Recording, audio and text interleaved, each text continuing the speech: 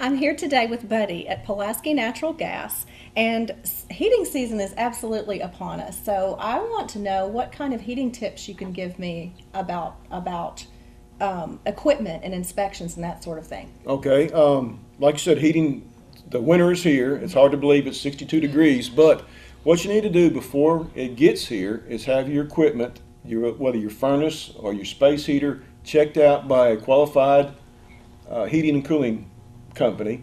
We keep a list of those in our office that we'd be glad to give you to make sure everything's running properly.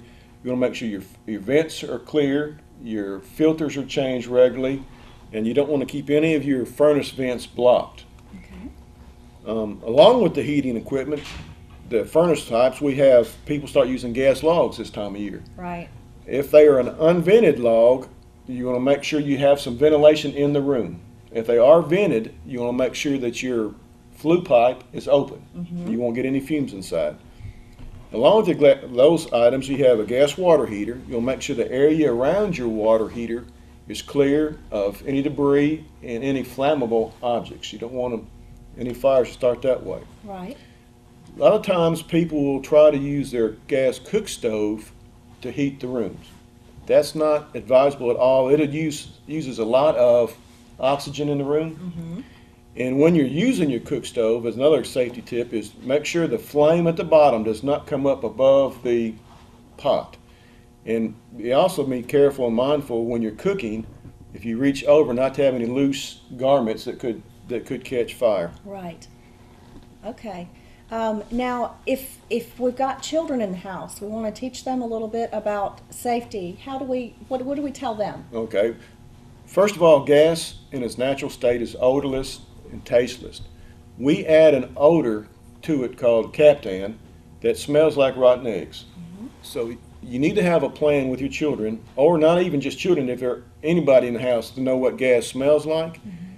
And nowadays, a lot of children come home and they're by themselves. Right. So you need to have a plan with them what to do if they smell gas.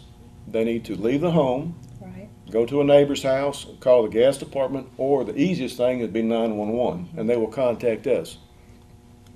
You need to have a plan, a safety plan with your children. You need to do this obviously well ahead of time. In the daytime, if there's a gas emergency at night, what they want to do, what you want to do, how you want to, just like a regular fire, how you want to meet together Right, a somewhere. drill, right. Get that out of the way. You want to teach your children to stay away and don't play near gas appliances. A lot of homes now have wall space heaters, and of course they have a flame there. You don't want your children playing around those or putting your furniture or anything too close to those. You don't want your children or anybody playing with the gas connections on those. The homes that have basements where there's gas pipes, you don't want your kids hanging on the pipes, or you don't want to hang anything on the pipes that could damage them and cause them to leak. The gas meters outside, it's an easy place for children to play on, climb on. They're not made to hold extra weight. You don't want to hang stuff on them. We've had instances where people have had chains their dogs to them. Oh my goodness. Hung hose pipes on them, and to keep those areas clear. In case there is an emergency, we can get to them, cut the gas off, and for your meter reader can read them properly. Meter reader's not going to want to come by if there's a dog chained to it. And you don't want a misread meter, whether it's high. You don't want to get a high bill. You need to keep anything stored away from your gas appliances too. You don't want anything that could be flammable around those. Right, right. Okay, well, these are some awesome tips. I think we've all learned a little something today, and thank you so much, Buddy. Thank you, ma'am.